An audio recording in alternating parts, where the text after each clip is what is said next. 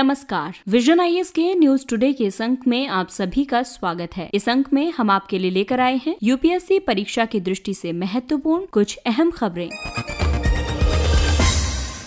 इस अंक की सबसे पहली खबर पर्यावरण क्षेत्र से। ग्रेट ग्रीन वॉल पहल को साहिल क्षेत्र के पुनः हरितकरण के लिए $10 बिलियन से अधिक की धनराशि प्राप्त हुई। GGW यानी ग्रेट ग्रीन वॉल अफ्रीकी नेतृत्व के अंतर्गत आरंभ की गई एक पहल है। इस पहल का उद्देश्य विश्व के सर्वाधिक अनुर्वर क्षेत्रों में से एक साहिल क्षेत्र के निम्नीकृत भूखंड को पुनर्बहाल करना है। ये क्षेत्र पश्चिम में सेनेगल से पूर्व में जिबूती तक विस्तारित है। इस पहल का लक्ष्य 8000 किलोमीटर लंबी और 15 किलोमीटर चौड़े क्षेत्र में वृक्षों, घास के मैदानों, वनस्पतियों और पौधों की एक मेखला विकसित करना है। इस पहल के पूरे होने के बाद GGW इस ग्रह पर सबसे बड़ी जीवित संरचना होगी। आपको बता दें कि ग्रेट ग्रीन वॉल आकार में ग्रेट बैरियर रीफ से 3 गुना बड़ी है। इस पहल के अंतर्गत प्राप्त अनुदान निम्नीकृत भूमि की पुनर्स्थापना करने और जैव विविधता का संरक्षण करने के साथ साथ हरित रोजगार सृजित करने और साहिल क्षेत्र के लोगों की जीवन शैली में लचीलापन लाने के प्रयासों को गति प्रदान करेगा। ग्रेट ग्रीन वॉल संयुक्त राष्ट्र सतत विकास लक्ष्यों के कुल 17 लक्ष्यों में से लक्ष्य 15 में भी योगदान देगा। इसके अलावा ये वर्ष 2020 के बाद के वैश्विक जैव विविधता ढांचे के कार्यान्वयन में भी योगदान करेगा। United Nations Convention to Combat Desertification इस पहल में एक महत्वपूर्ण भागीदार है। UNCCD को वर्ष 1994 में स्थापित किया गया था। ये अभी समय पर्यावरण और विकास को संधारणीय भूमि प्रबंधन से जोड़ने वाला कानूनी रूप से बाध्यकारी एकमात्र अंतर्राष्ट्रीय समझौता है। UNCCD के प्रमुख लक्ष्यों में से एक वर्ष 2030 तक भूमि शरण तटस्थता को प्राप्त करना है। ये लक्ष्य सतत विकास लक्ष्य 15 में भी शामिल है।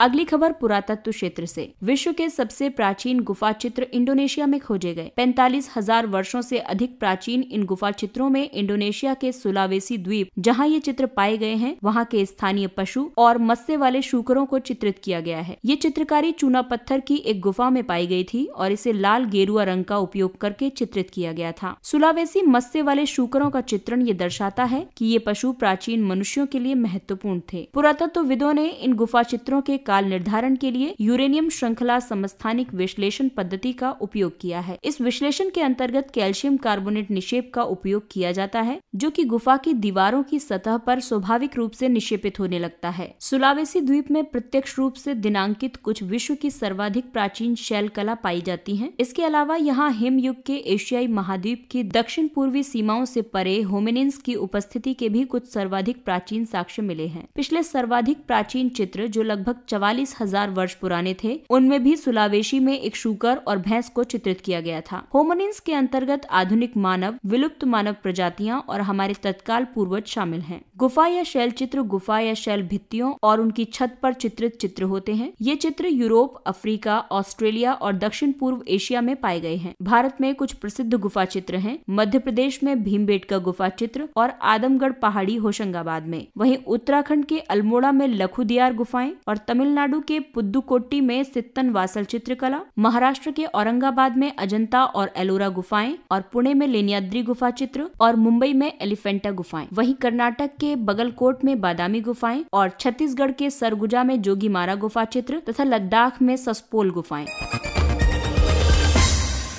अगली खबर अवसंरचना क्षेत्र से संबंधित है। भारत और जापान के साथ समझौते के तहत श्रीलंका कोलंबो बंदरगाह पर ईस्ट कंटेनर टर्मिनल को पुनर्संचालित करेगा। इस टर्मिनल को श्रीलंका की सरकार द्वारा 51% स्वामित्व के साथ और शेष भाग को 49% अडानी समूह और जापान सहित अन्य हितधारकों से निवेश द्वारा विकसित किया जाएगा। कुछ समय पहले ट्रेड यूनियन के प्रतिरोध की वजह से इसे रोक दिया गया था। भारत के लिए ये बंदरगाह काफी महत्वपूर्ण है, क्योंकि चीन कारक की वजह से भारत और अमेरिका दोनों कोलंबो के दक्षिण में 240 किलोमीटर की दूरी पर हम्बनटोटा में चीनी मौजूदगी से चिंतित हैं और ये बंदरगाह हिंद महासागर में चीन को एक नौसैन्य लाभ भी प्रदान कर सकता है। भारत और जापान की भागीदारी में संचालित इस परियोजना को चीन के बढ़ते प्रभाव को निष्प्रभावी करने के उद्देश्य पर केंद्रित माना जा रहा है। आपको बता दें कि चीन ने अपनी विशाल बेल्ट एंड रोड पहल BRI के बुनियादी ढांचे की योजना के अंतर्गत दक्षिण एशियाई द्वीपीय राष्ट्र में निवेश किया है। वहीं सामरिक अवस्थिति की दृष्टि दृष्टि से ये विश्व के प्रमुख नौवहन मार्गों में से एक पर स्थित है। इसके अलावा ECT Colombo international container terminal के समीप स्थित है। ये चीन के 85% स्वामित्व में संचालित है और वर्ष 2013 में इसने अपने कार्य का परिचालन आरंभ किया था। आर्थिक पहलू की बात करें तो कोलंबो द्वारा नियंत्रित ट्रांसशिपमेंट कंटेनर में लगभग 70% भारतीय निर्यात आयात कार्गो था। इस समझौते के द्वारा द्विपक्षीय संबंधों को भी पुनर्जीवित किया गया है। ये संयुक्त परियोजना दो देशों के बीच दीर्घकालिक सद्भावना और सहयोगपूर्ण संबंधों को दर्शाती है।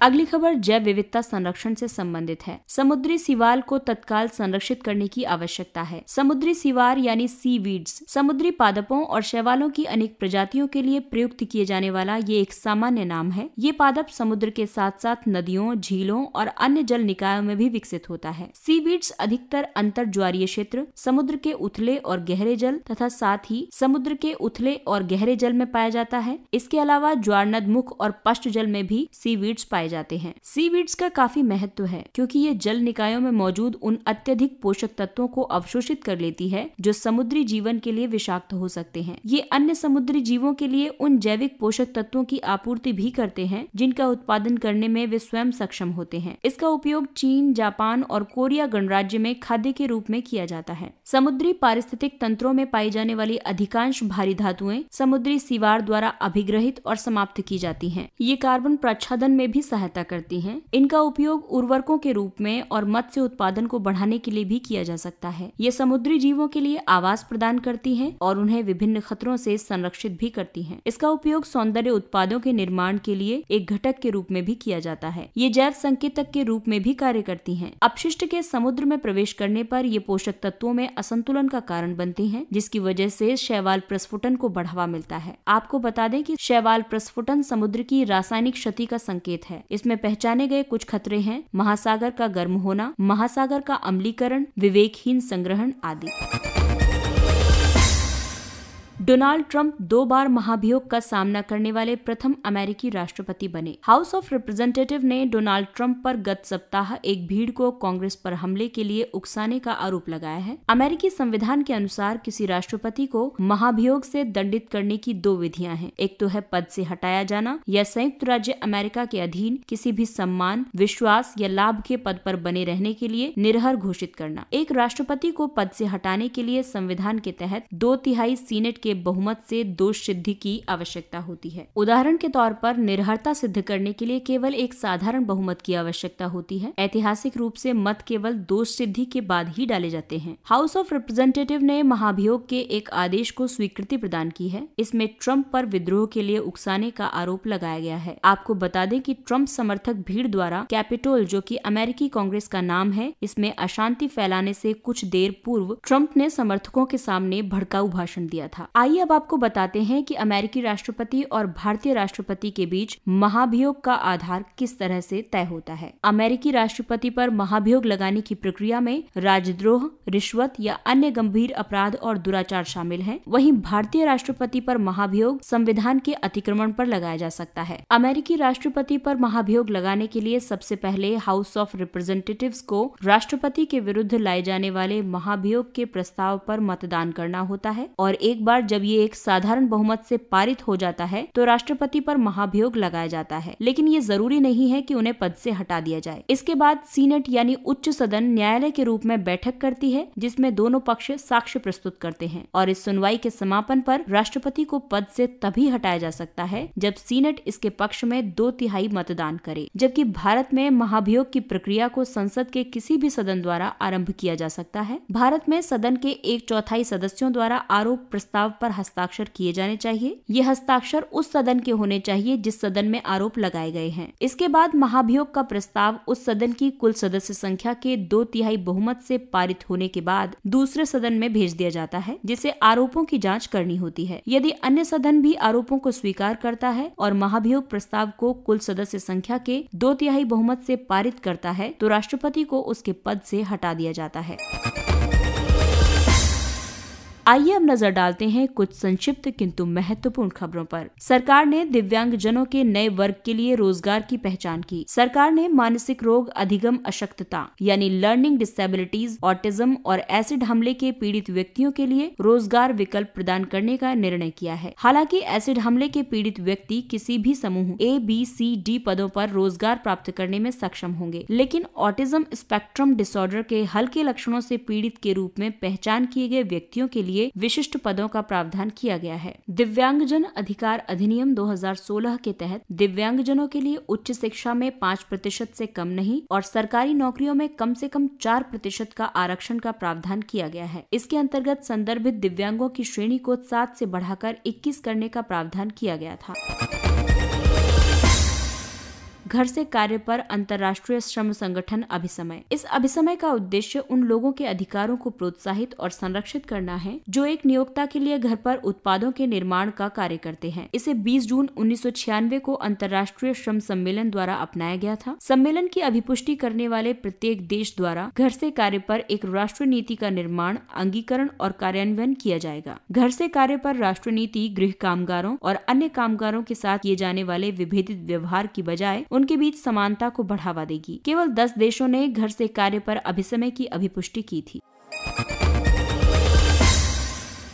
विदेशी मुद्रा प्रबंधन अधिनियम the foreign exchange management act FEMA. FEMA का उद्देश्य भारत में बाह्य व्यापार और उसके भुगतान को सुविधाजनक बनाना है। ये भारत में सभी विदेशी मुद्रा लेन देन की प्रक्रियाओं, औपचारिकताओं और व्यवसायों को रेखांकित करता है। इसे पहले के विदेशी मुद्रा विनियमन अधिनियम यानी फेरा के प्रतिस्थापन के रूप में अधिनियमित किया गया था, क्योंकि उदारीकरण के बाद की नीतियों के साथ फेरा उपयुक्त नहीं था। ये कानून का उल्लंघन करने वाले व्यक्तियों की जांच करने और उन पर अर्थदंड आरोपित करने के लिए प्रवर्तन निदेशालय को अधिकार प्रदान करता है। निगमित सामाजिक उत्तरदायित्व यानी कॉर्पोरेट सोशल रिस्पॉन्सिबिलिटी CSR। सरकार ने कोविड टीका अभियानों पर व्यय को CSR गतिविधियों के तहत शामिल किया है। CSR निजी क्षेत्र की कंपनियों द्वारा सामाजिक और पर्यावरणीय गतिविधियों के लिए किए गए व्यय को संदर्भित करता है। आपको बता दें कि वर्ष 2014 में भारत CSR को विधिक रूप से अनिवार्य संशोधित कंपनी अधिनियम 2013 घोषित करने वाला विश्व का पहला देश बन गया था। कंपनी अधिनियम 2013 के अंतर्गत CSR का प्रावधान किया गया है। इसमें ये प्रावधान है कि किसी वित्तीय वर्ष के दौरान 500 करोड़ रुपए अथवा उससे अधिक के नेट वर्थ या निवल मूल्य या 1000 करोड़ रुपए या उससे अधिक के टर्नओवर या फिर 5 करोड़ रुपए या उससे अधिक के नेट प्रॉफिट वाली कंपनियों के लिए पिछले 3 वित्तीय वर्षों के उनके औसत निवल लाभ का कम से कम 2% CSR गतिविधियों पर व्यय करना अनिवार्य होगा। राष्ट्रीय नव प्रवर्तन प्रतिष्ठान यानी नेशनल इनोवेशन फाउंडेशन NIF। हाल ही में NIF द्वारा पब्लिक डोमेन में उपलब्ध विभिन्न नवाचारों, जिसमें तकनीकी और औषधीय दोनों नवाचार शामिल हैं, इनके डेटाबेस को एक साथ लाने के लिए राष्ट्रीय नवाचार पोर्टल लॉन्च किया गया था। ये नवाचार पोर्टल स्थानीय उद्यमियों को जमीनी स्तर के विचारों के साथ बाहर आने और इन विचारों को बाजार तक लाने में सहायता प्रदान करेगा। NIF विज्ञान और प्रौद्योगिकी विभाग का एक स्वायत्त निकाय है। NIF किसी भी तकनीकी क्षेत्र में व्यक्तियों और स्थानीय समुदायों द्वारा जमीनी स्तर पर विकसित किए गए नवाचारों की खोज, सहायता और समर्थन करता है। अस्मी ये भारत की प्रथम स्वदेशी रूप से निर्मित 9 मिलीमीटर मशीन पिस्तौल है। इस पिस्तौल का विकास रक्षा अनुसंधान एवं विकास संगठन DRDO तथा भारतीय सेना द्वारा संयुक्त रूप से किया गया है। इसके विभिन्न भागों के डिजाइनिंग और प्रोटोटाइपिंग में 3D प्रिंटिंग प्रक्रिया का उपयोग किया गया है। इसका उपयोग हैवी वेपन डिटैचमेंट, कमांडरों, टैंक तथा विमान कर्मियों, ड्राइवर या डिस्पैच राइडरों, रेडियो या रडार ऑपरेटरों, नजदीकी संघर्ष आदि के लिए निजी हथियार के रूप में किया जा सकता है। इस मशीन पिस्तौल की उत्पादन इकाई लागत 50,000 रुपए के भीतर है। साथ ही इसके निर्यात की संभावना भी है। इसके साथ ही ये अंक समाप्त होता है। अगले अंक में फिर मुलाकात होगी कुछ अन्य महत्वपूर्ण खबरों के साथ। तब तक अपना ख्याल रखिए, सुरक्षित दूरी बनाए रखिए, मास्क पहनिए। नमस्कार।